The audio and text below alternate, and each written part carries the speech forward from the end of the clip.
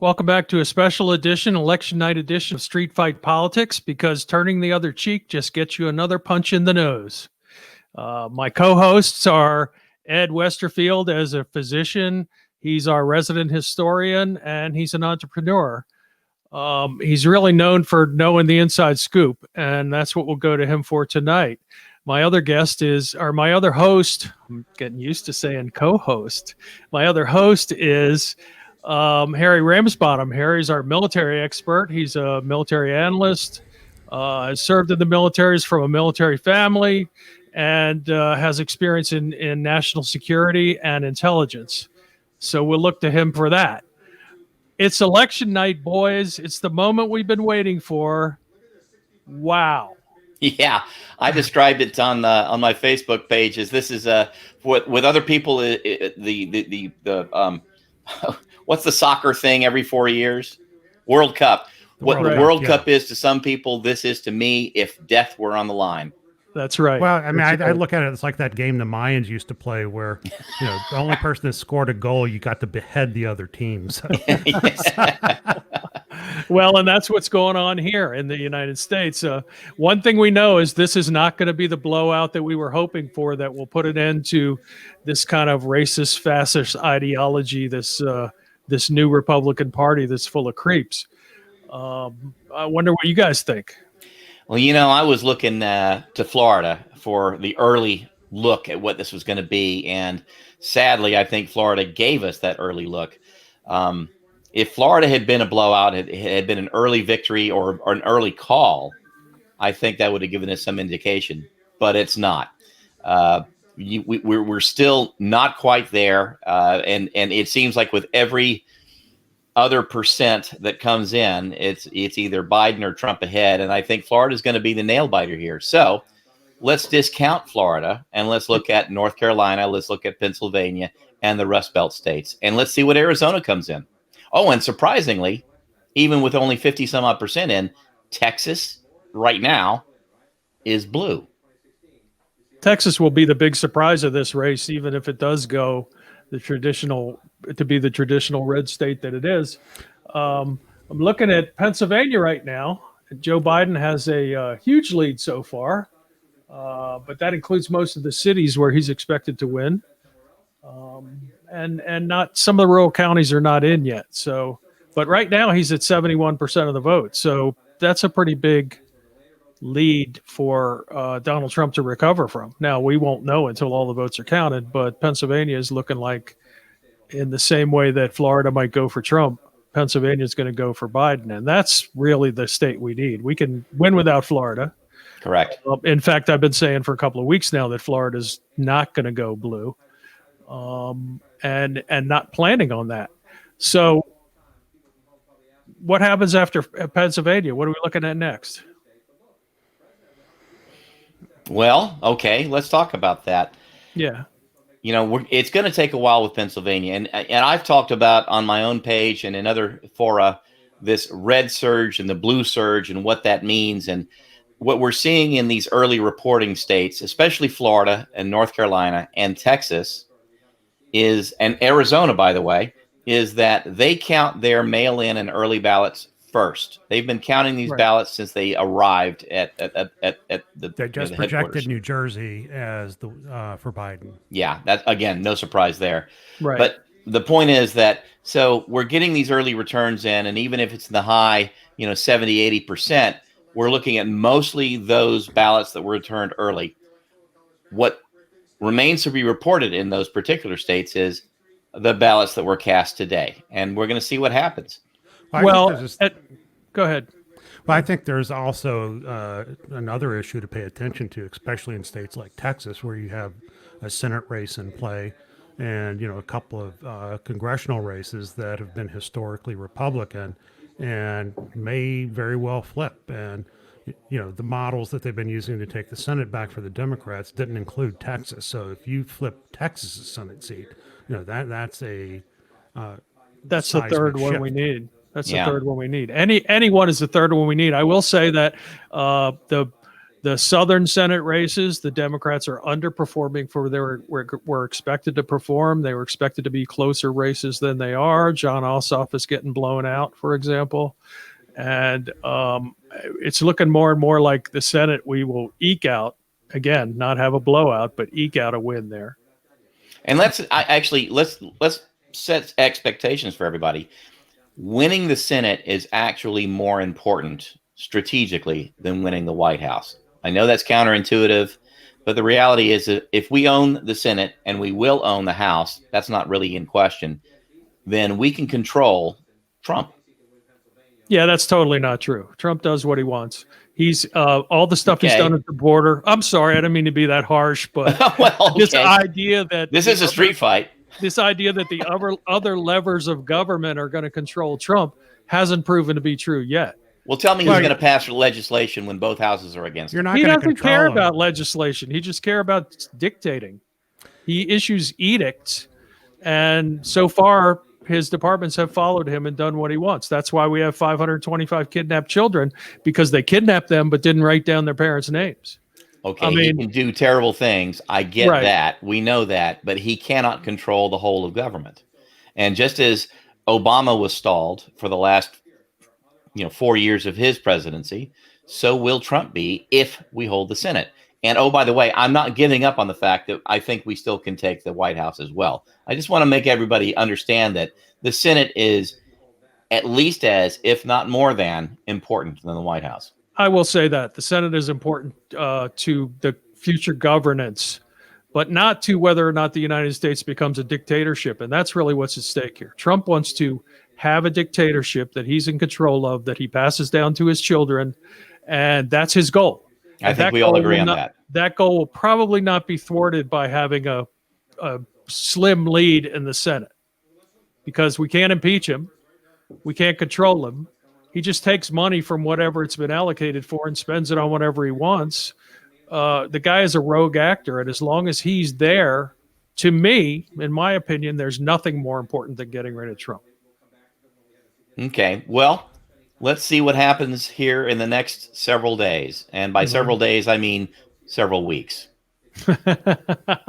Well, what I was alluding to before was after Pennsylvania comes Michigan and Wisconsin. Right. If we win those three, Pennsylvania, Michigan, and Wisconsin, Trump can't really win the election. And the election will be effectively over at that point. I'm gonna apologize to our viewers, because there's going to be a lot of us looking up and down as things come in over our cell phones and looking back at our notes, because unlike our usual shows, this one is by the moment. I mean, it literally changes minute to minute, doesn't it? That's right. Yeah. So we got to be as up to date as we can possibly be. And we have no reporting in from Michigan or Wisconsin yet. No. So we have some reporting from Pennsylvania. 77% of the vote in North Carolina, and Biden has a 170,000 vote lead. That's a good thing. Let's see what happens. Yeah. Of course, do we know what parts of North Carolina? I mean, Charlotte is obviously the big kahuna in North Carolina. Well, there's another million votes, more than 1 million votes waiting to come in North Carolina. So 100,000 point lead it is 4 points. I mean, or 3 points. He does have a 3-point lead so far. But you know how this works. Oftentimes, the cities are blue. Although, if I'm looking at the North Carolina map, a lot of the red areas are in. All the cities are in. A lot of the red areas are in. They could definitely close that 100,000 gap, but it's not as large as I would have, or it's not as small as I would have said after looking at the map. I'm just curious, because I don't have the feed that you guys have. You're looking at the TVs. What is the latest from Florida? Well, let's I haven't seen that come across here. I mean, I have an understanding of Florida, so I can kind of read a little bit between the lines. Well, what's your early read on Florida? Well, good question, because a lot of questions have come out about what is this Latin vote in Florida, the Latinx vote or the Latino vote, whatever phraseology you want to use. Yeah. And and I've seen a lot of friends, having both lived in Florida and in the Southwest, that question, why is there such a disparity between these things? And the reality is that when you look at Florida, which has a massive Cuban population, which has historically been Republican from the get-go. And then you add in the Venezuelan population, the immigrant population from there, the word socialism comes to mind. And all you have to do is say that S word, and suddenly they go right off the rails. And that's where the real difference is between the Latin population, as we think of it as a whole, which is ridiculous, by the way, Right. and looking at the Cuban and the Venezuelan populations versus the Puerto Rican versus the Dominican versus even the Mexican population, which is rather large in Florida as well. So Right. And let's remember what happened to that Cuban community last time the socialists showed up. The mafia got kicked out, the dictator got kicked out, and a lot of these people that came to Florida were people that had money that they made working with the mafia that they were trying to get to Florida. I got way too many Cuban friends to say anything about that. Yeah. Okay. Well, it was right. It was their parents. Yeah, you're right. It's probably not them, but it was their parents, and that's the roots. Parents and grandparents. I mean, I was in Cuba 5 years ago in Havana, and it was primarily the upper class that owned everything that were kicked out. And one of the big things they think is that they're going to go back and basically take everything over, 70, 80, 90 years later and kick everybody out that's there. Right. And have a dictatorship like they had before Castro. Well, regardless of that, because I think we're projecting forward a lot, and I also think that Ed's explanation was really simplistic. But the reality is that on the ground in Florida today, there are an awful lot of Cuban and Venezuelan immigrants that just are allergic to that S word. And when they hear it, and Trump has been pounding that drum for months now, it's probably the longest message he's been holding. It's obviously having an effect. Well, it's the thing that works on Republicans. It works on Republicans. You can be a fascist, but if you say the other guy is a communist, that works on Republicans. Well, it worked for Hitler. Right. It works for Trump. Yeah. the incompetent Hitler. Yeah, I got it. Yeah. So, no, but the other dynamic in Florida is, and I realize we've got an awful lot of viewers in Arizona, and they're very, very similar states where you have an awful lot of refugees from the Rust Belt who have paid their taxes, who have raised their kids, they have retired, they're on a fixed income, they want to come someplace where it's cheap, and they don't want to pay anything, and they don't want to put up with any crap. They really just want to live in their retirement communities and live out the rest of their days without being messed with. Yeah. And they're the ones that are voting for, traditionally for Trump. The thing that's happened, of course, is COVID-19. And a lot of these people have been put off. How many? We're fixing to find out.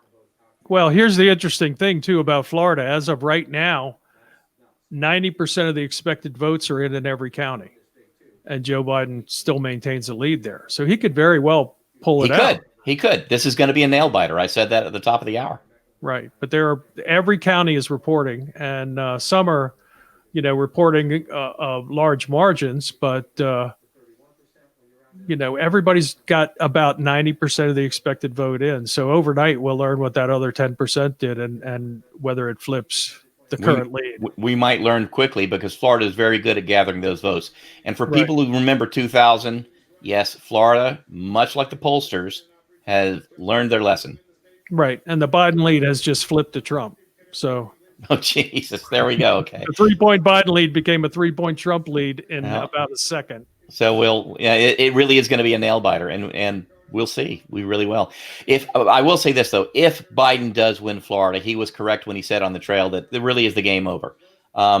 It almost doesn't matter what happens because Trump will then have to win every single other state.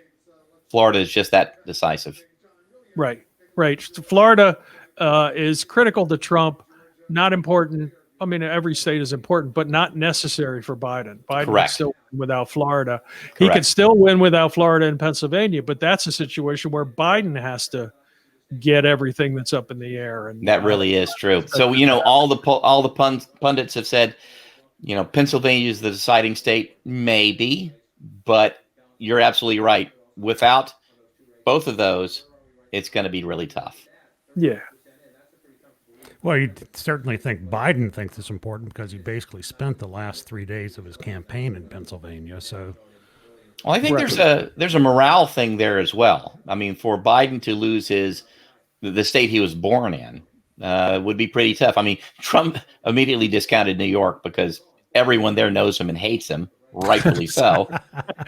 But yeah, I mean, Got think about run it. out of town basically because nobody would rent his buildings anymore. But by Uh, the way, did you see the Deutsche Bank article that we've I posted on did. our page? oh, that's going to Yeah, be very interesting. yeah. So yeah, I mean, his biggest lender, other than Russians, Right. don't really want to have anything to do with them. Well, I think they're one and the same.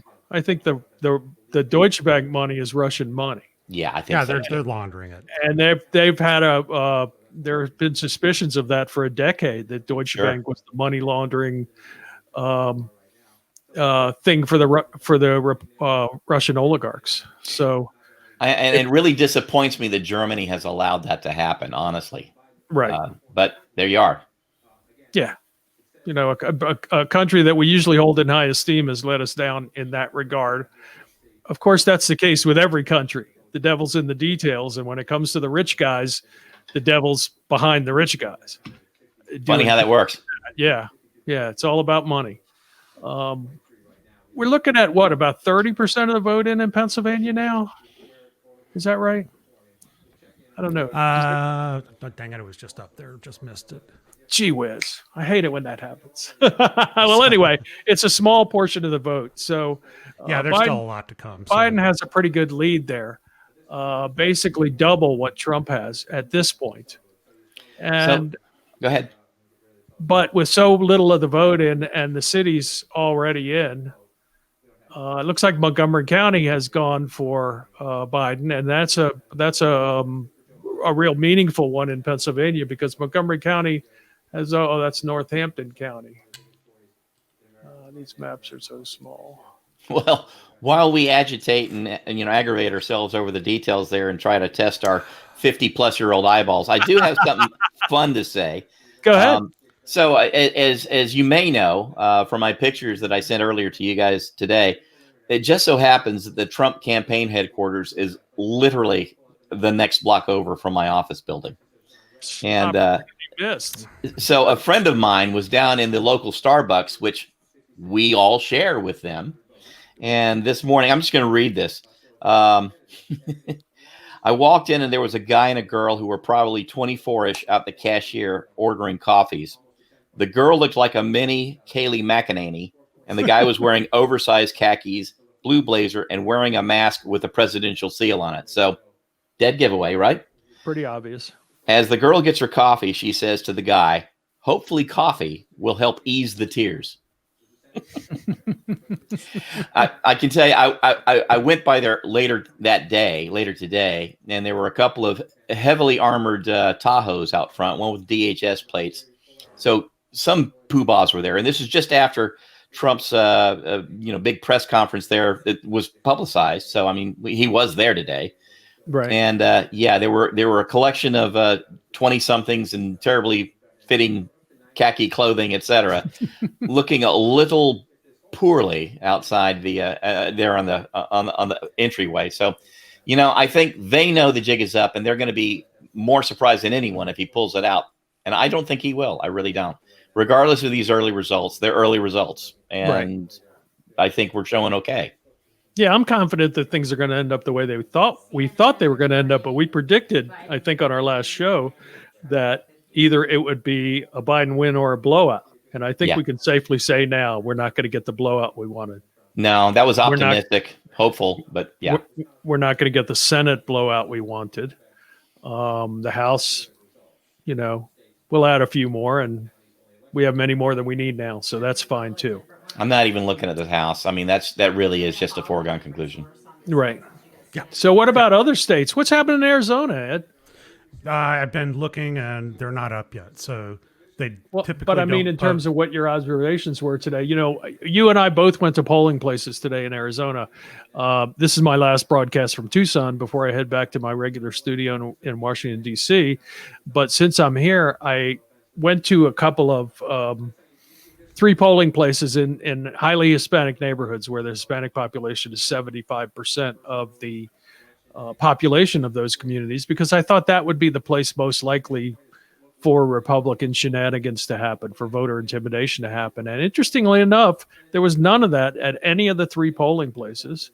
As a matter of fact, there weren't even Trump signs out in front of these polling places. There were no Trump workers there. There were no Trump old idiots there. And everything was proceeding in an orderly fashion. There were also not long lines, but, in blue-collar communities, people vote after 5. Well, I went around. It's like I was in downtown in the central area, so I drove past 3 different polling places, and the parking. You could see people were coming in, either dropping off their ballot, or there were no lines. You could just go right in and vote. Yeah. Then I went over into North Scottsdale and dropped. And that was a heavily Republican area. Probably 4-1, according to the Democratic poll worker I talked to. And again, it was the same thing. I mean, there had been an incident earlier in the day where 2 guys got into it and started yelling at each other and F you and F that. But that's normal, though. That happens every year. They were saying pretty much. I mean, because people were coming in, there were no lines. You were in and you were out. So there really wasn't much chance to contact anybody else. And again, none of the places I went to, you didn't see any of the the Trump trucks and, guys with AR-15s, none of that stuff. In fact, it was very quiet. Yeah. In fact, in Tucson today, I only saw 1 Trump flag, and that was not at a polling place. Now, that's only seeing 1 is unusual for Tucson because, there are a lot of these guys with pickups that think they're flag carriers. And, go ahead. Right down the street from my house is a quote Trump store. And as the community of Rita Ranch, which we've talked about a lot, they're all asking each other, where's the Trump store this week? But, as of now, the Trump store was dead. The flags were down. I was scanning that. Obviously, nothing like that's happening here in D.C. as far as, we just don't, because we're so blue here in the DMV, but the D.C., Maryland, Virginia area. But I was looking for anything like that in the news today. And actually what I saw was massive reporting that wasn't happening, and surprise that wasn't happening. So there are 2 reasons for that. One is maybe Trump voters had developed a conscience, but what would the other reason be? They felt they were going to lose, or they've been told to wait and bide their time and react to a potential loss. Well, I did notice that one of the things Trump did was he basically, and this is how Trump does it, he predicts that these things will happen when he wants his supporters to do them. And he said specifically, if president is not decided by the night of election day, there will be riots. Right. And that's the call to action. That's a Trump style call to action. So let me talk about that, because I think you're going to be really surprised when you get here, Jimmy, that if you get to downtown, if you're able to get to downtown by the time you get here, we noticed on Saturday as we literally walked from Chinatown to the BLM Plaza and the White House, and then back down to L'Enfant Plaza on the East Mall. There's been a marked change, and it's even changed more since then, to my understanding, and from the pictures I've seen on local TV. To put it in the perspective of people who don't know the area, that park that you may remember that Trump had his troops clear out with tear gas and batons so Lafayette that he could walk to Lafayette Park, so that he could walk to the church across the way and hold a Bible upside down for a photo op. Up until recently, that park has been open to anybody who wanted to go there. It's public space. And it's still a couple hundred yards from the entrance to the White House. Of course, there's fences in front of the White House, between the park and the White House. But people could go there. They could congregate. They could enjoy the park. They could protest. They could do whatever. And it was open for them to do that. When we went there on Saturday, that park has been completely cut off. In fact, you cannot get from the Treasury building, which is next door to the White House. You cannot go through that gate anymore to walk down Pennsylvania Avenue. You cannot get to Lafayette Park in any way. And you cannot get past the old executive office building on the other side of the White House. Basically, from about at least 500 yards out, and on the ellipse as well, on the south side, you can't get to the White House. You can't really even see it. You can't even see the people walking around on the roof like you used to.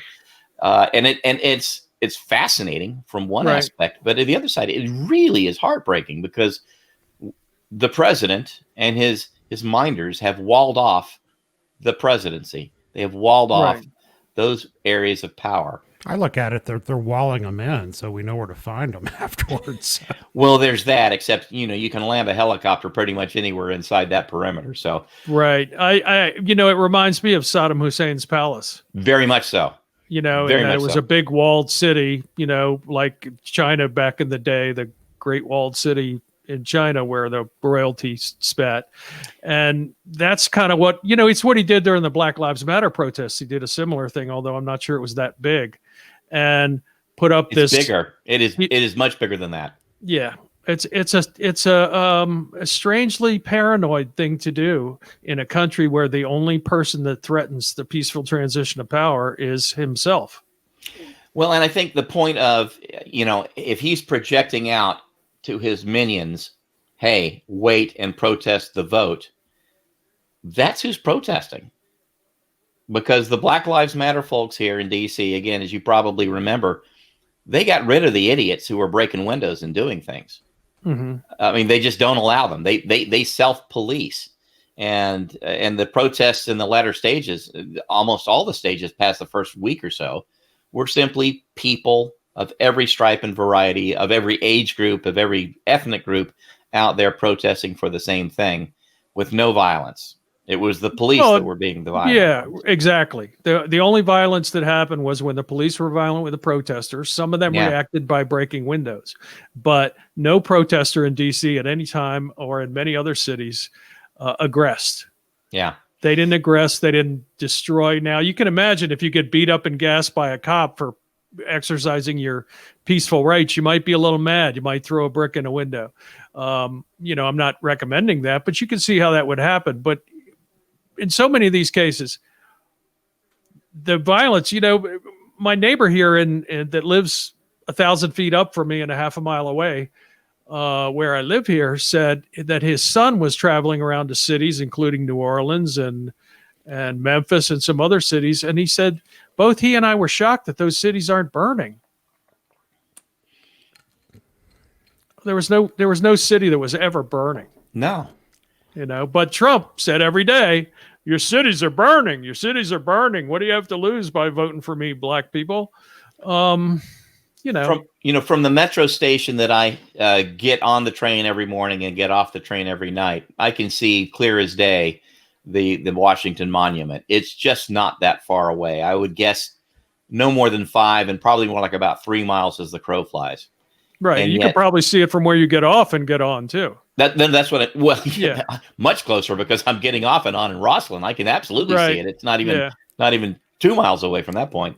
Right. And it's just not what people think. It really isn't. You can live a life here and conduct your business. And here's some news. Colorado, John Hickenlooper is actually kicking Cory Gardner's ass. I mean, it's how much of the vote's in?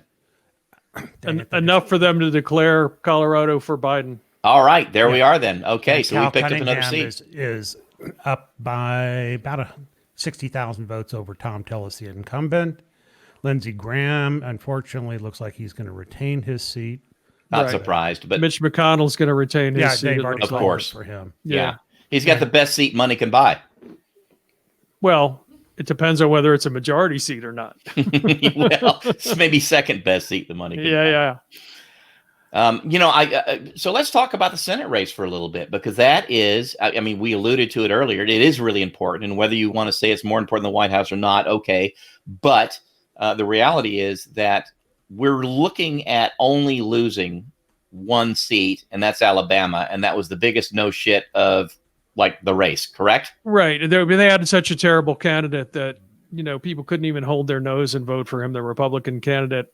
Child molester idiot. But they're Tommy as Tuberville. they're as redneck as they could possibly be, and the Republicans put up a football coach this time. Yeah. So So and by the way, when you look at the map and you see Florida and all those red counties in the Panhandle, that's just lower Alabama. right. It really is. So that's not surprising. But yeah, Well, so we're going to lose one seat. So we need to have 3 in order to have parity, and we need to have 4 if we don't get the White House. And I think we're going to get 4. I really do, over and above the one we lose. Yeah, I had thought 5, but I think 4 still looks likely. It looks like we may be seeing the Western Democratic races for the Senate do better than the Southern ones. I think you may be right. I mean, obviously Colorado's coming in. I would be amazed if Arizona doesn't come in for Kelly. I mean, really, McSally is just. I'm not worried in the least about that. Yeah, I really Kelly- is. Yeah. Kelly I will mean- not lose. Yeah, he will not lose. McSally is just slit her own throat when she just attached herself to Trump's ass, and And then recently, Trump has slit her throat twice oh, more. God, that you know, I Come would here, have been honey. embarrassed Come here, for sugar. her. We got a minute. Show Yeah. embarrassment. Right. Yeah, I Really? mean, that stuff, and then she goes, "Oh, okay, yeah, I'm hurrying up, just wait, Big tough fighter pilot. He right? said, she would've- there's just to recap, he said, and I'm paraphrasing, come on up here, Martha, hurry up, because people don't want to hear you. And hurry up. And Yeah. another time he called her sweetie and honey. And he's very upset with her that he can blame her for his loss in Arizona. Yeah. So let's talk about it. So let's just say we're going to call Arizona because we can't imagine that it wouldn't at this point. Colorado's there. North Carolina. Have they called North Carolina? no. Not What's the margin of the vote and how many votes are left? yet. Percentage? Hold on, I have to pull it up here. North Carolina, the small percentage of the vote is in. A very Okay, small so we still got a long percent. way to go. Under 10%. Oh no, it's saying here 83% on North Carolina, and Biden's up by 2.5 points. Oh, I take it back. And where's our candidate? Where's our senator candidate? Tom Tillis was losing by about 100,000 votes. So So, it was actually- okay. the So, Senate but was that's closer. only about 1 point. Yeah. That's only about 1 point, and neither one of them know. They have one of those cutthroat primaries where you have to get more than 50% there. Is that one of those? No, states? that's Georgia No, you're thinking that's about. Okay, Georgia. yeah, right, Georgia. And that only applies to the special. Well, it applies to both of them, but in reality, it really only applies to the special election. So we know there's going to be runoff there. So really, right now, we don't know about North Carolina, and we don't know about Iowa, and we don't know about Maine, do we? Not yet. They're giving Maine a split. Oh, 'Cause yeah, they apportion. but not for the Senate. I'm Well, wondering Oh about no, the Senate. the Senate, yeah. Only 5% of the vote is in, and AP is saying that she leads by 24 points. So that is Which- meaningless information. Which Yeah. she?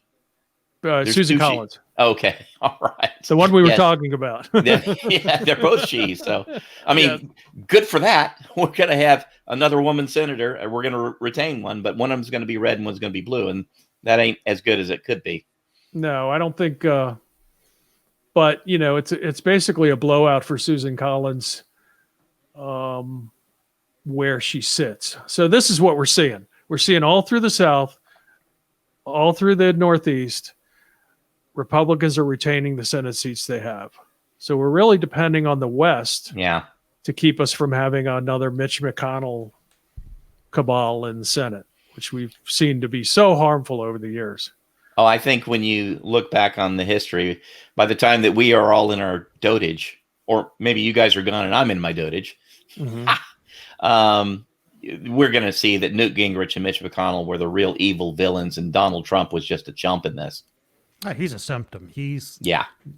just the person that came along and just happened to fall in Yeah. with everything that had been set up over the last 40 years. I mean, he didn't cause this. He just took advantage of it. Absolutely. He's the guy that came in. He's the he's the music man that came in and sold all the trombones to the idiots in town. Right. But he's also the one who wanted to create a dictatorship. These other guys just wanted to manipulate the vote so that they won. They didn't realize they were being Trump played. wants to eliminate the election. Well, Yeah. I think they didn't care because they're both manipulative sleazebags. They're all running their own version of the crime of sedition, and I think that they're all guilty. Newt Gingrich was certainly guilty. Newt Gingrich is the guy who's so has so much hypocrisy that he was complaining about Bill Clinton having an affair when he was sitting in the back getting blowjobs from his current wife. Yeah. You While know, he was and married to his previous wife. While he was married to his previous wife, who he dumped in the hospital when she was being treated for cancer. Yeah. So that's how low can you get? Yeah. Donald Trump could certainly get that low. I don't know that Mitch McConnell can get that low, but I wouldn't put it past him. But yeah, his wife is too rich. He's not going to do anything to take any chances with that. So, but the Gingrich rule was don't bring anything up for a vote unless you're sure you can pass it with all Republicans. Right. And that was the thing that destroyed the Senate. Right. And this is a good example of not turning the other cheek. I mean, we had plenty of years to figure out that was what was wrong in the Senate. Obama kind of squandered his first 2 years trying to make nice with these evil fuckers. And that's what we got. So, I'm glad you said that, because I've gotten some questions from my friends and my readers about, why is this street fight politics? And even some kind of weird questions like, are you the guys out in the, protesting in the streets? And it's like, no, if you'd actually look at what we say and read and produce, not even close. But I think it's important for everybody to know that, what we're trying to do is create a dividing line between where the Democrats, where the progressives, where the liberals have been traditionally, and turning the other cheek, as you say, so prosaically, that and now where we're saying, fuck you, we're not putting up with that shit anymore. You're wrong. You can't prove what you're saying, and we're not going to tolerate it anymore. And we want Democrats to realize that you can't have peace unless you're willing to fight tyranny. It's almost like Israel in 1948, 49, isn't it? Never again. We're not going to tolerate this shit. Let's not let them push us around and put us in cages and put us in concentration camps or override us politically. We're just not doing it anymore. Right. And if you look at the course of my lifetime, the last 50 years, we would, they would be in office. They would rape and strangle the country. We would be in office. We would say, well, it's time for that to end. So we'll just play nice. And then they would get it. And of course, every time they get in office, they ruin the economy. I'm glad you brought that up too, because let's remember the last time that we had a united government under Democratic control back in 2008, 2009, and lost it in 2010. And I would submit to you that we lost it because we didn't play it hardball like we should have. When it came time to pass ACA or Obamacare, if you prefer, we didn't go for the gold. We stopped just short of the goal. Yeah, we got a lot of things done. We made things better, but we didn't make it as good as it could be, and we weren't able to stand on that victory and sell it to the American people until it was too late. Well, we didn't try. I mean, that's what I mean. We didn't. The Democratic candidates in office tried to run away from Obamacare, right, instead of proudly selling it. That was a significant tragic mistake, to be ashamed of anything you do. You can't be ashamed of anything you do. That's, if you want to be successful in politics, number one, you can't basically say, I made a mistake when you did something good. So, interesting again. We were hearing yesterday that Trump had this plan of he was just going to call victory at midnight if it even remotely looked like he was ahead in the polls, et cetera, et cetera. And then this morning, we got another report, and it's hung on our page, that Biden's plan was to, if he looked like he was ahead mathematically, just act as if he were president. Ignore Trump, start nominating or putting people in positions. Announcing, announcing chief of staff, announcing cabinet positions, and playing the grown-up in the room, and which I thought was brilliant.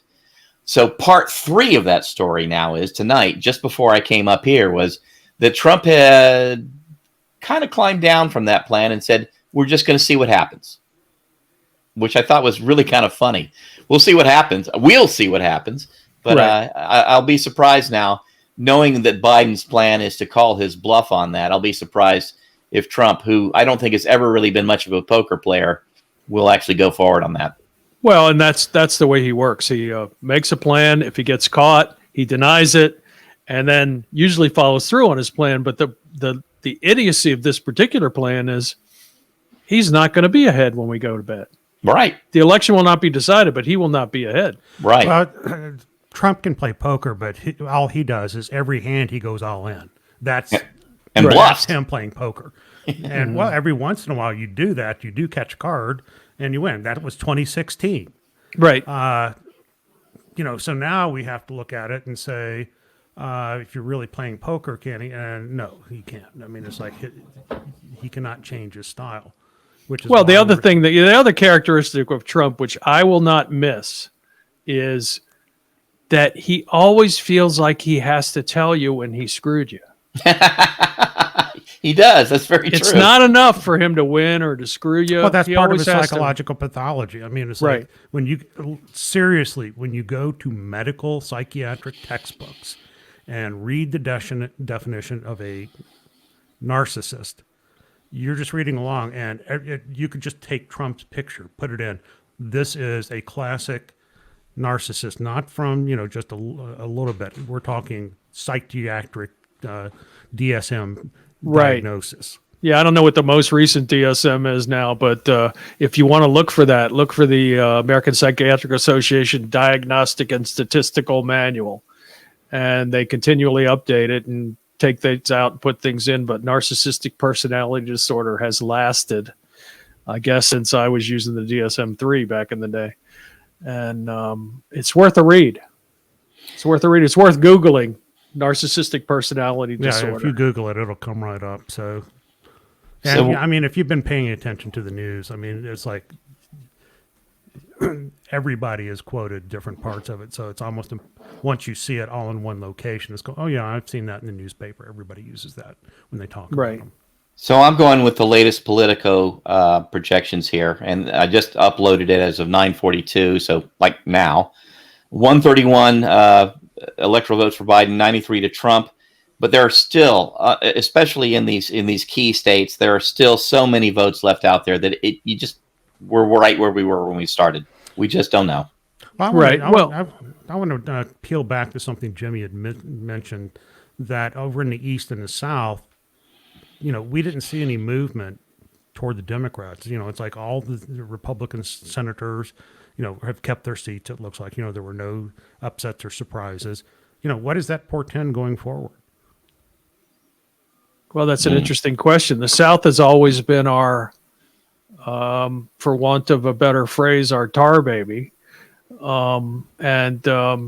They've clung to us with all the negative aspects of a person. I think it's fair to me to say that, South Carolina, Mississippi, those states tend to want to keep us in a They really just called it for backwards. Hickenlooper.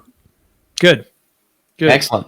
And AP has one Biden down. at 131, which is nearly half of what he needs to win the election. And if AP says it, it's damn near gold. Right. It's 745, and they have him at near half of what he needs to lead the election. And Yeah. that's before California.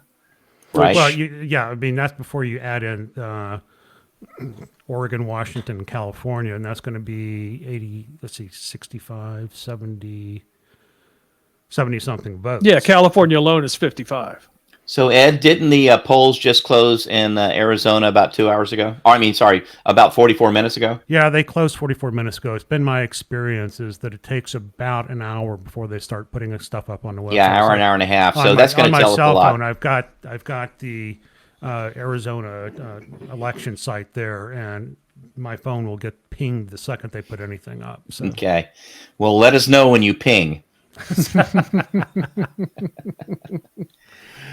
Well, What are you looking at here? I was thinking when we were talking about doing this, I was thinking, man, I don't think I can last past about 9:30, 10 o'clock Eastern time. But Jesus, I mean, the only thing limiting me right now is my bladder. So there may be a moment when I'm going to ask Jill to cut away.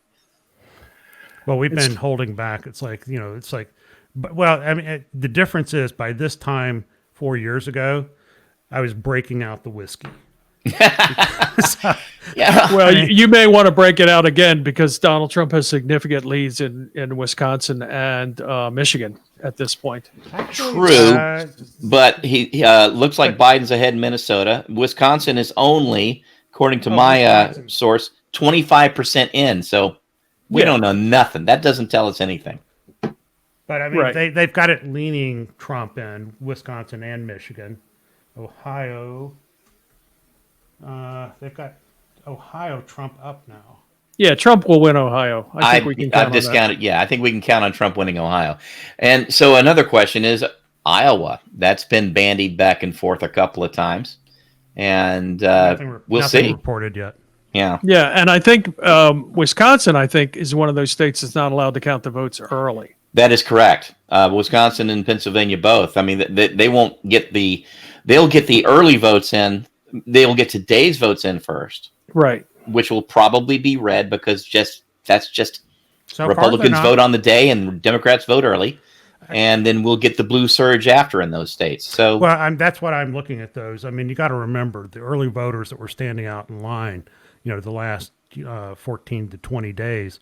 Those weren't Republican voters. no, So if all of a sudden now we've got a huge chunk of votes coming in tomorrow or the day after, all you need to do is just be close, and if So- you're close, you're going to lap them. So according to ABC News today, and I have no reason to think that they were wrong, as of this morning, we had 101 million ballots nationwide cast early. Yes, that's true. And we only have about 335 million people, not voters, but people in the country. That's amazing. That's astounding. I mean, I Well- don't know any time in my lifetime when we've had that kind of turnout, and it wasn't even election day yet. And you have to discount that over a third of them are under voting age, too. The huge That's under what I'm 18 saying. population that you have to subtract from that total number of voters. Right. So, I mean, so that could be 50%, easily 50% or more. And I think it's going to be more of the actual registered voters have already voted before today. If I And that remember, bodes I think well I for saw Democrats. Something like there's 170 million registered voters in the U.S. No, I think it's more than that. Was We'll find out. And again, how many voters were registered in the last possible minutes?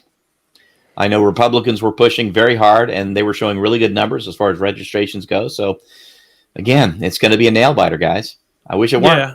Yeah. And I think, Wisconsin is a good bit closer than it looks. Now they've got 25% of the vote in there. So that's going to be about the total Yeah. election day vote. So we'll see what happens. But I wouldn't write those states off yet. I'm not. Not until we get, somewhere north of 60 do we get any kind of idea what that looks like. And that's with the cities and that countryside voting in, because that's the other thing. And again, putting it in the perspective of our Arizona voters, more than 50% of the votes in Arizona are in Phoenix, Maricopa County. And if Maricopa County goes completely blue, and then you add in Tucson, which will go completely blue, then it's really going to be hard for the countryside to overcome that. What you're saying, Prescott can't balance Tucson and Phoenix out? Certainly not intellectually. Well, that's another interesting thing that's happened. I don't know if you guys have learned anything about what's happening with the weed initiative, Prop 207, to legalize marijuana in Arizona. But I would expect that to drag a few more liberals to the voting booth. Well, I think it's going to so. pass because of the conservatives. I mean, it's like I pal around with people that mainly are Trump voters, and I don't know anybody in my social milieu that voted against it. So, That you're exactly right. I know so many conservative, hardcore Republicans who are ready to invest or have already invested well, that's the other in thing marijuana. is, it's like Yeah. how do we get a license? How much is it going to cost? Where are we going to site our, place, and are we going to grow or not? I mean, I had that conversation before I came over here. So yeah, I mean, they're looking at it from a different standpoint. Yeah. Well, the Chamber of Commerce spent a ton of money to prevent it, and other Republican organizations spent But a ton a of lot money. of that money came from alcohol distributors like Hensley, which is Well, that's always the problem with these kind of things. But last time a voter initiative came up in Arizona, the dead guy that used to own Discount Tire before he died put in over $1 million of his own money just to prevent people from making their own choice. Yeah. And this is, of course, a Republican theme. we don't want people to make their own choice. We want to make their choice for them. And you'll see that in reproductive rights. You see it in personal liberties like consumption of substances. And Go ahead. and it's just that's plays out in all kinds of different ways, including the legal system, including how black people are treated by police. When your assumption is you assume that you get to tell people what to do, then when there are excesses or atrocities related to that, you just go, well, that's, price of doing business. As some of y'all know, and as you two both know, I was raised as a Republican, and I was a Republican until 2011. And that point is exactly one of the early things and constant things that I found a real problem. Wisconsin now has Biden ahead. Yay! 20% of the vote in. Okay. Well, So that's sweet. it's intellectually inconsistent to say you are for individual rights and for the every little man and all those kinds of things Republicans say they're going to be, and then at the same time turn around and say, but we can't let you do this. And their campaign strategy is pure projection, another psychological term, Yeah. is everything they do, they turn around, point fingers, and it's like the Democrats want to control your life. And then they want to Yeah, control your what I life. found is coming from the Republican side to the Democrats, it's exactly the opposite. The Democrats are the one that are saying, we're not going to get in your uterus, and as long as you're not harming anybody else, if you want to smoke weed, go for it. And we don't care who you sleep with. That Right. too. I mean, just be who you are And it's not even leave us alone. that. It's like I've got several gay friends and some transgender friends, and it's more than just who you sleep with, but you have the same human rights as everybody else. You don't, and the thing is, you don't have to ask for them. You get them. It's like that's the thing that kills me about this. Well, we want to ask for our rights. No, we're going to take our rights. That's what. When I was running for the legislature 4 years ago and looking like this, looking exactly like I should be wearing a red hat, and we go to Bisbee, Arizona, which, as you guys both know, is about as blue and about as LGBTQ friendly as you can be and still be in Arizona. And I was asked that question, what about gay rights? And my answer was, gay rights are human rights. And we should, it really is just that simple. We should not be differentiating between whether you are gay or whether anywhere on that spectrum of LGBTQ plus. And we shouldn't be talking about what you can do or not do with your body. These are human rights. Leave the individuals alone. As long as they're not breaking a law and hurting you, they can do what they like, and we shouldn't care. I'll go one step further. Give them a hug. Okay, I'm with you on that as well. Yeah, Sure. yeah. Well, we're talking about all the ways that Republicans try to make you do their bidding. One of the things they do is try and prevent people who they don't want to vote from voting. And they've gone from being kind of obvious about it with poll taxes and poll tests and, back in the racist South, to going undercover a little bit with things like voter ID and all of these things. Voter ID was originally created to prevent black people who didn't have a birth certificate from voting. Right. Now, most of those people are dead, so voter ID doesn't have as big an impact as it was. But the point I'm trying to get to is, what do you think what are you observing, or do you think will be the effect of voter suppression in this election? Well, I tell you, I think that we have seen I think we've seen it completely backfire on the Republicans. And I'm going to go back to 101 million ballots cast already. I think what we have watched here in just this last year is that Election Day, November 3rd, or whatever day it falls on the calendar, just does not mean what it used to. And we talked about this a little bit last week on our show. And there is really no need for an October surprise, because we're not voting in October or November anymore. We're voting well before that. Well, I think Trump recognized that. That's why he kept trying one after another after another. Right. He may have ruined the October surprise for everybody. Yeah, well, when you fuck it up that badly, kind has of. anybody found Hunter Biden's laptop yet? I mean, it's someplace. I'm pretty sure Hunter Biden's real laptop is with Hunter Biden. So you don't think, it seems like you think voter suppression will not have that big an impact. We still have all the signature requirements. When they come to, the new plan is to challenge individual votes. So we're going to see in the next couple of days how successful Republicans have been successful at this before. They've been successful with challenging every vote, for example, that has a Hispanic surname or a black sounding name. And obviously a certain number of signatures aren't going to match. You know, I fell off a ladder. So the signature I had before is not the signature I have now. If I had to, you know, have a signature match in the state I vote in, I would not.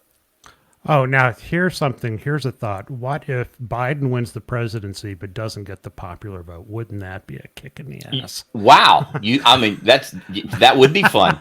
I'd love to see You this. think the Republicans would be going, God dang, we're going to get rid of that electoral college and now?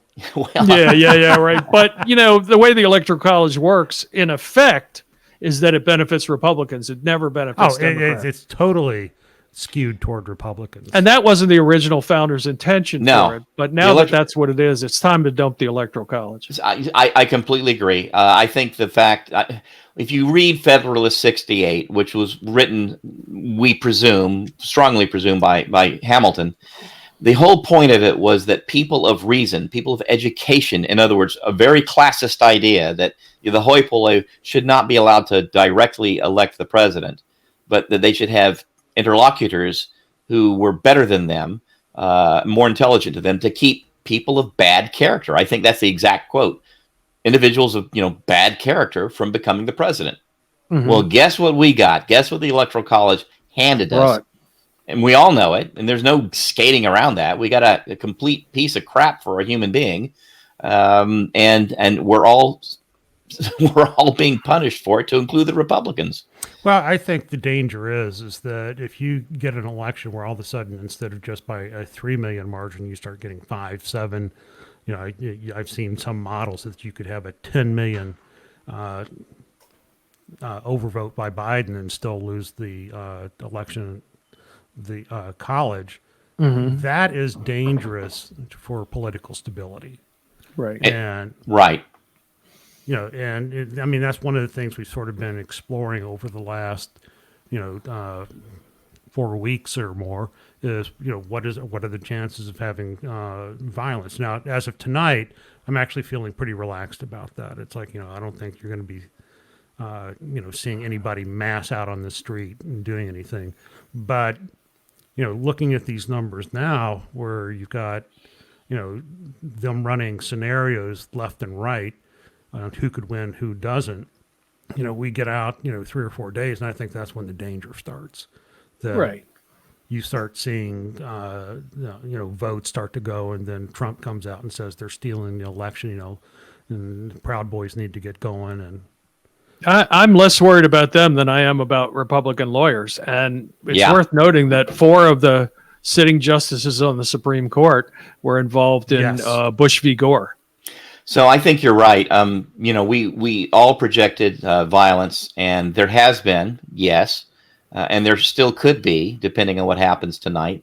But I think the real danger comes from the lawyers. Last I checked, and this was really a couple days ago, there were 210 lawsuits that had already been filed at state level and federal level across the country. And I'm sure there are more than that now. And I know there's some have gonna been be a ton overturned more. and But rejected. the difference still. between now and 2000 is the Democrats have a equally large team of Yeah. very high profile And more money. and way more money, then they're going to be just as combative this time. And, Yeah. they're not going to be sitting in there trying to play nice and play by the rules. I think finally they're waking up that, we're going to go for your throat. So it's going to be a street fight, right? That's Yeah, it's right. gonna be a street fight. It's the only way to do Showing it. up equally armed. They're not showing up unarmed to a street fight. Right. Yeah, I don't see a lot of these lawsuits will become moot after the election because they're all about stopping people from voting. And if people have already voted. Now, I don't see a scenario where en masse people are going to be disenfranchised after they voted. And even the Supreme Court has not allowed that to happen, although 4 of them said they would. Well, let's be So it's really perfectly pragmatic okay. about it. Let's take a look, and in states where it is an overwhelmingly obvious thing that they were outvoted, they don't have the money to fight it. So let's just say, they're not going to fight it in Massachusetts. They're not going to fight it in Maryland. They're not going to win. It won't matter. But when it does come down to, just as in Florida in 2000, to a few hundred or thousand votes, they're going to fight it. And that's why well, I could easily see both sides, all of a sudden, literal busloads of lawyers, yeah. Showing up to, whatever state is in play, and, them setting up shop, and, lawsuits, motions, flying, for however long it takes to, to resolve it. Well, that's what makes the Supreme Court movement with their case against Pennsylvania so dangerous, because they didn't say no, they didn't say yes, they said we're going to punt it and see, and all the votes that will be coming in late into Pennsylvania, and there will be some, we don't know how many, will have to be set aside and not aggregated with all the other votes, so that if they want to, the Supreme Court can go back and reopen that case, or have it be reopened for them by a complaint, which there would be, and redecide that and see what they think. It's so precarious that today officials in Pennsylvania stopped voting from your car, right? Because they were worried that this was going to come up again, and they didn't want those people to be disenfranchised. Seems like to me, voter suppression is still a huge part of the problem in this country. And I have been thinking a lot yesterday and today about how important that is and some solutions to that. One of them being that to make a national law, that no law aimed at stopping fraudulent voting can disenfranchise legal voters. How would that work? Well, it's not an option to have effectively, when it's documented that the law suppresses legal voters, prevents legal voters from voting, then there'd be a lawsuit, and that law would be, thrown out, found to be illegal. The federal government has the power to do stuff like that, make the rules for states.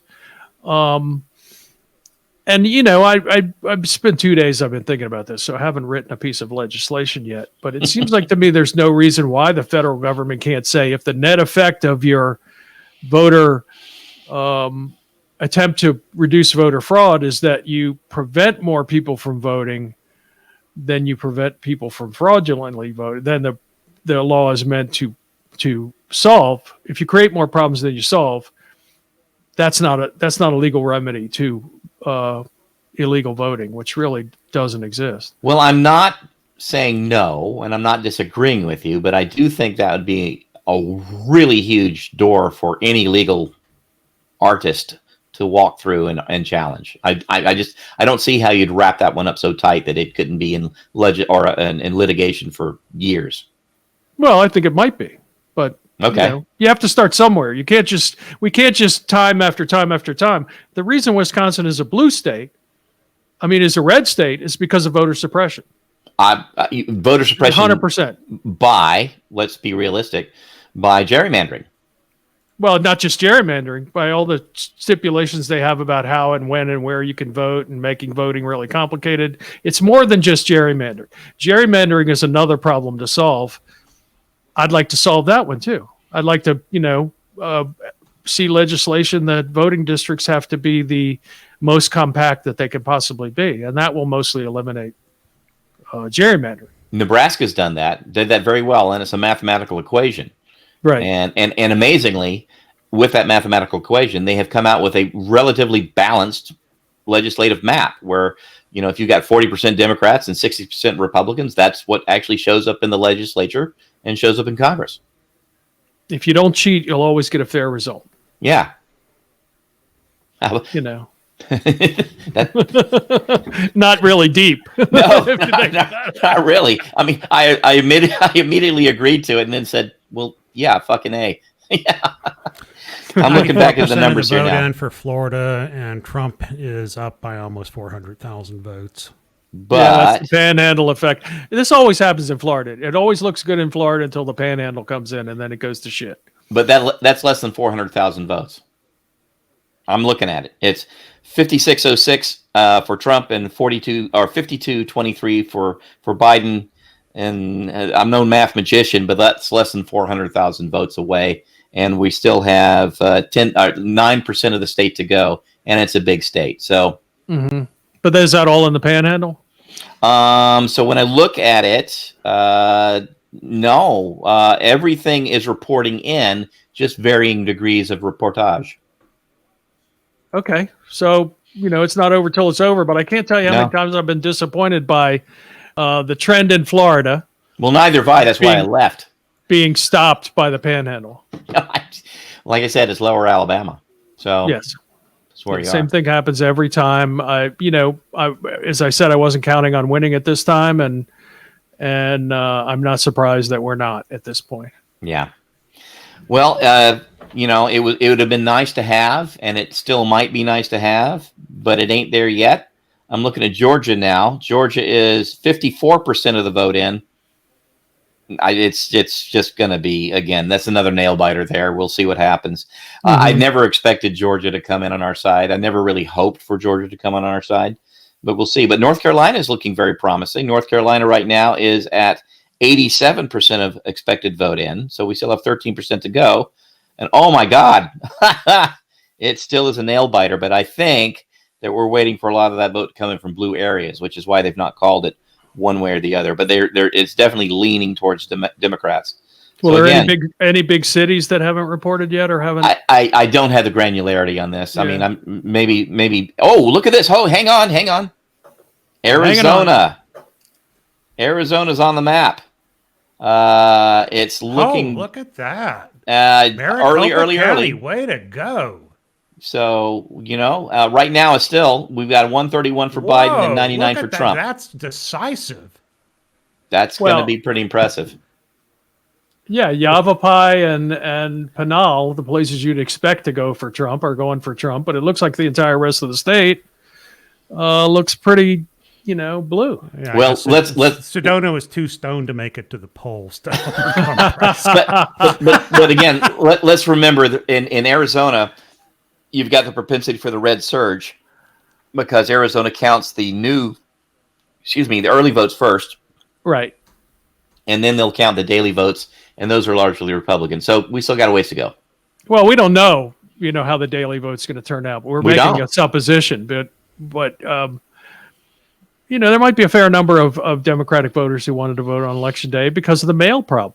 I think the mail problem made a lot of people change their what they were going to do. I know it made me change. In my case, I had my wife overnight the ballot to me. I filled it out and overnighted it back to her, and she put it in the box, which is perfectly legal in states that aren't trying to Yeah, Pima suppress County is voters. 2-1, Yeah, and it's 55-44 in Maricopa County, which Trump won by 3 points Right. in 16. It's probably a little bit simplistic to say, but if Pima County goes overwhelmingly for Biden and Maricopa goes overwhelmingly for Biden, I don't see a path ahead for Trump in Arizona. Well, you've got the three largest cities all went for Biden: Flagstaff, Phoenix, and Tucson. Yeah. And so, the Prescott, which you wouldn't expect to go Democratic, Yuma, and Pinal County, which is huge Yeah. as far as Republicans go. Still a long way to go, but I'm really optimistic for Arizona. And if anything, I think McSally probably hurt Trump more than anything else in Arizona. I think they hurt each other. they did, but I'm prepared to say that McSally probably shot him in the head first.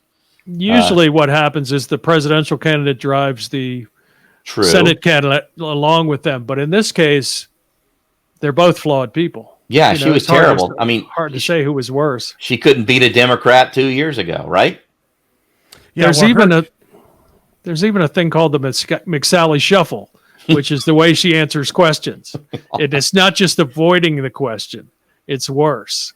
It's the worst dance move in the here's interesting Southwest. thing. I just pulled up the Senate race, and it is vote for vote almost identical to the presidential vote. Yeah, doesn't that's surprise what I me. was thinking. Yeah. People will vote the ticket. So you'd have to just surmise there's no split voting. going Same on. So- percentage. This Same goes back percentage. to our talk Yeah. last week about demographics. I mean, the reality is that the new voters, the young voters that have overwhelmingly showed up. I mean, God bless Generation Z, right? Yes. Oh my God, something happened. Oh, this is a huge one. CD6, which has been a Republican seat for, well, since I've been here in the last 35 years and going back. Hero Tipperary is Yes. leading. Yes. We're all happy about that. Oh, yeah. Including, That's including our huge. producer, who you may have wow, heard in the she's kicking background, butt. Jill. She keeps the show running. You may not know much about her, but you know she's happy about the Tipernini race, aren't you, Jill? Yes, sir. So I can't remember who was she running against. Which one was that? Oh, David Schweikert. I mean, Oh, man, yeah, he's an absolute jerk. Nazi. a slithering piece of slime. Yeah. Oh, ballot measures. Hold on. Oh, yeah. Let's break out the weed. It's not even close. Well, there You know, go. I remember 4 years ago when the minimum wage was on the Arizona ballot, and I went in Graham County in gosh, what the hell is the name of that town out there? Safford. I did a debate at the behest of the Tea Party there against some guy, some schmuck from the Arizona the Chamber of Commerce about the minimum wage. And at the end of it, you know, he had all the shiny shoes and everything else. And then at the end of it, I said, you know, the reality is, guys, it doesn't matter because the voters are going to want it. They do want it. It overwhelmingly is popular. And you're just going to have to live with it and figure out how to work with it. So, Well, you know, I think that the Republican legislature will figure out how to obstruct it. It'll be another 5 years before it's actually implemented. sure. What do you think the chances are that the Senate's going to flip in Arizona, the state Senate? Let's take a look at the old crystal ball here. while Ed is prognosticating, I'm going to tell you, Right. I've been looking at LD 14, and because that's the one I ran in, and that's the one I got beaten in again by a 60-40 margin because that's historically how it's been for a Democrat there. And I'm curious to see what happens. I don't think it's going to turn blue, but I would love to see some movement there. Well, if I remember right, we only need to flip a couple of Senate seats to take the Senate. Yeah. I think it was like 5 in the House, which I don't think we're going to do. But the thing is, though, if you can get the Senate, then we can nominate our own Mitch McConnell to take over, and then I don't think that's something to brag about, Ed. Well, and the but Republican no, Senate the in whole thing Arizona is, if they want to play games like that, then fine. We're good. Yeah. That's what I've been saying again and again and again. You know, you want to put Mitch McConnell up and do that? Watch us. We're gonna do that's what a street fight is all about. So let's remember that in Arizona, the Senate districts and the legislative districts are exactly the same. The Senate and the House. So you really just have 3 representatives for each district, and one of them just happens to be called senator, and the other one just happens to be called representative. Mm-hmm. And Yeah, so I would be really surprised if they didn't, except for the fact they have, you know, different timings.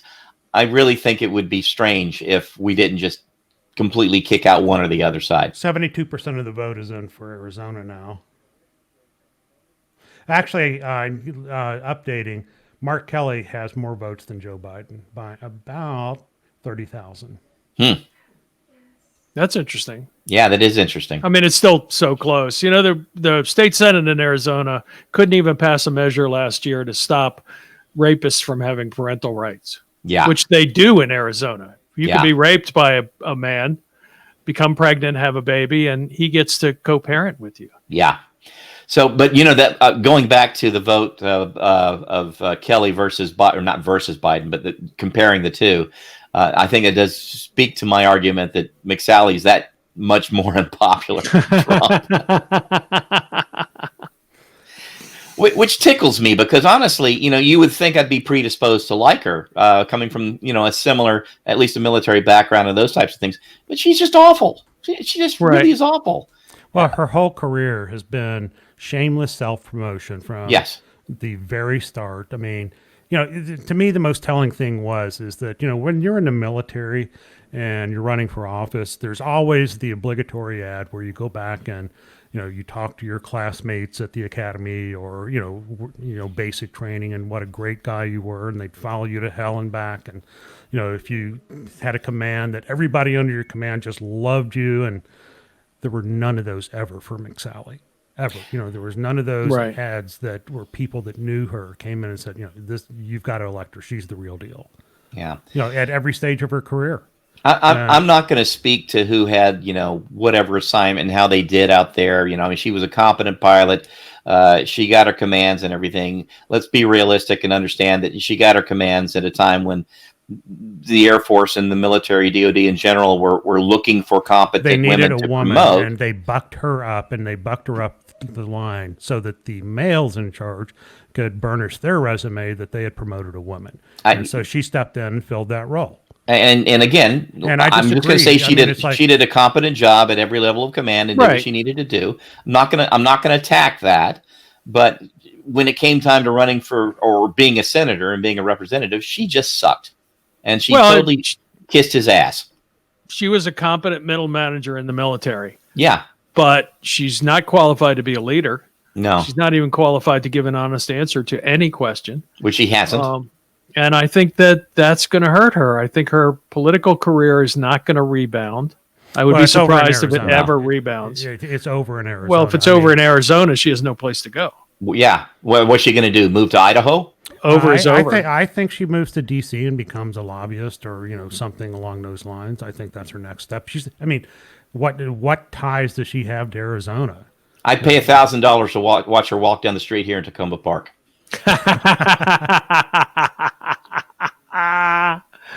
Yeah, I'd pay $1,000 to watch her trying to negotiate some grift for some military company, because I don't think she's going to be very good at that. No, I think they're going to drop her too. I mean, she's a failed senator, failed politician, and her negatives far outweigh anything like that. I'm in the business of hiring those high key executives and putting those former key leaders into these military contracting companies. And no, not at all. She's way too high profile. Not going to happen. Well, before we get out tonight, and I think it's pretty soon it's time to say goodbye. Let's just kind of summarize where we think this race is going and what's happening. It's not the blowout we had hoped for. No. What do you think? I've been optimistic all along, and I'm sitting here thumbing through my phone, making sure that I get the latest numbers before I say something really dumb. I think Biden's going to win. I think it's going to be close. I think there's going to be legal challenges. I'm afraid to say that I think it's going to come down to the Supreme Court.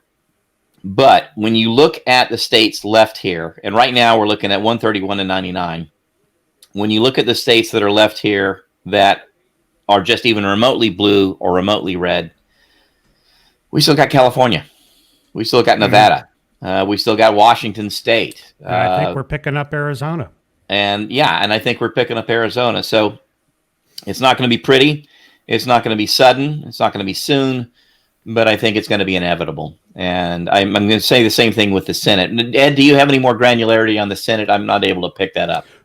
Just that, we lost the one in Alabama. We've picked up one in Colorado and Arizona. So now you have to go out west. And now you're talking about, do you flip one in Montana or, you're starting to get down where the path to getting, a majority in the Senate is getting pretty narrow here. Yeah, it's looking like a 50-50 Senate is a high likelihood at this point. And if that's the case, then, if we've got the presidency and vice presidency, I'm fine with that. Well, okay. So that just means that Vice President Kamala will be attending a lot of Senate meetings and voting. Well, she has practice being there. Yeah. She knows how it works. Yeah. Obviously, a lot to come back on. Before we close out, can we talk a little bit about next week and prepare the folks at home for what we're going to do there? And I'm going to speak. We've had obviously conversations about this, but next week will be the 10th of November, the Marine Corps birthday. The next day, of course, will be Veterans Day. And one of the things that we thought would be fun to do would be, again, regardless of where the election is, and it may not be decided by then, would be to do a myth-busting episode, and starting from the perspective of patriotism, talking about how the Republicans, project the fact that they think they're so patriotic and more patriotic, and Democrats aren't, and don't believe in defense or military or anything of those that nature, and then just go historically line by line and talk about that. And that's not the only thing. That's just kind of obviously my thing. What are some other thoughts you guys have? I think that'll be fine. We have fertile territory to cover. I kind of want to finish talking about the state of the election right now, though. Oh, okay. Well, I'm sorry. Carry on. Yeah. Harry thinks when he's done, everybody's done. That's and well, you know what? I was going to say something pretty naughty, but I won't. So carry on. Okay. Well, you feel free next time because I can take it. It wasn't about you. I've been punched in this face. Oh, okay. Okay. Yeah, don't do that. Yeah, no. So I'm still feeling like we have a Biden win here, and I think that it's going to look like a good, solid Biden win. Our Senate win is going to be weak, and this is going to turn it into more of a nail biter than I had ever predicted. So if you're one of the people who I've told don't worry about it, it's going to turn out fine. It's still going to turn out fine. We're going to wake up tomorrow and we're going to see that we have strung together a narrow victory for the presidency, and we'll go from there. Ed, what do you think? Yeah, I mean, I feel the same way. I thought this was going to be closer to a blowout, and it's like, I'm just mulling what that portends for the future, because these voters aren't going to magically go away, and it's more than just the baby boomers that are voting. So it's like, I think this portends that this style of election is going to continue for a while.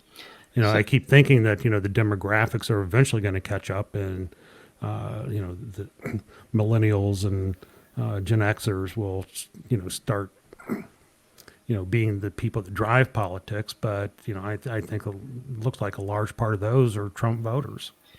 So let me bring up something that just occurred to me. And, we've talked about this blue wave and then the red wave and what that looks like, and depending on what kind of state and how they count the votes. And, Florida, we know, counts their early ballots first, and we're not doing as well there.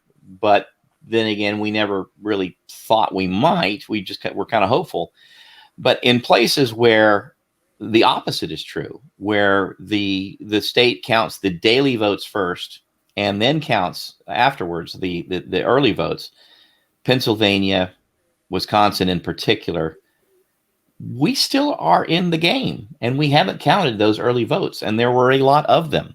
Yeah. So I really do think that, eventually this is going to come down on our side, and it's not out of our side now anyway. I mean, it's, again, right now, 131 electoral votes Biden, 99 Trump. That's 32 ahead. So California right there pretty much clinches it, and we're not even talking about Oregon, Wisconsin, or in Washington State or Nevada, who have yet to report. I'm not going to lose any sleep tonight. That will be right. For sure. Oh, I'm going to lose sleep. Yes, I'm going to lose sleep until this is knotted in. I'm absolutely going to lose sleep. Well, we know what Ed's going to do. Ed's going to go get a buzz. Only if I could find a store open that would sell it right now. Before we go, though, before we go, here we go. It's a pattern.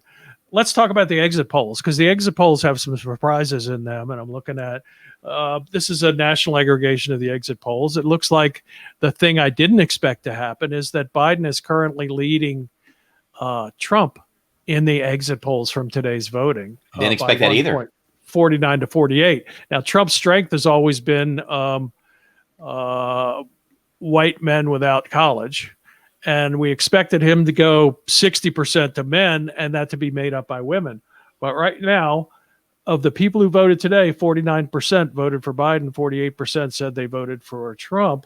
Among women, that was men. Among women, it's 57 to 42. 57% of women have voted for Biden. So they are performing the way we thought they would. And so again, looking at Florida, which still has 9% of the vote left to count, and that would be mostly today's vote to left to count, that bodes pretty well, because Trump is still only less than 400,000 votes ahead. Well, it's actually narrowed. Yeah, it's narrowing. And I think that goes right to what Jimmy was talking about. Yeah. And the same dynamic in North Carolina, by the way, where they count the early votes first. So, I mean, right now, North Carolina is at 91% of expected vote in. And, oh, my God, Trump is not even 100,000 votes ahead. So, again, if that holds true and the daily voters were strongly in favor or even a little bit in favor of Biden, we could still win both those states. Which would be great. The only place we're not performing, and this was expected too, is white men. Yeah. You know, white men in exit polls say 55% they're voting for Trump. I don't really understand this, but it is the nature of white men to screw up the country, I guess. Well, we're obviously exceptionally three white exceptional men or whatever. Right. Yeah. We're in that other category that voted. Something that correctly. I saw the other day, though, is that overwhelmingly that's Generation X that is still for Trump in that white male category, and that's me, and that really sucks. That was my tribe that did that, but my apologies. I don't do that anymore. I'm on your side now, and we're happy to have you. We've always been happy to have you. So. That's kind of our wrap up for where we are in the election tonight. The election will not be decided by the time you go to bed. We will not know who the president is probably tonight. We may know by early tomorrow morning. And as usual, follow us on social media and we'll continue to tell you our opinion, which is probably our favorite things to do. Whether you like it or not. So for Ed and Harry, I'm Jimmy Zuma for Street Fight Politics. Don't turn the other cheek, punch him in the nose.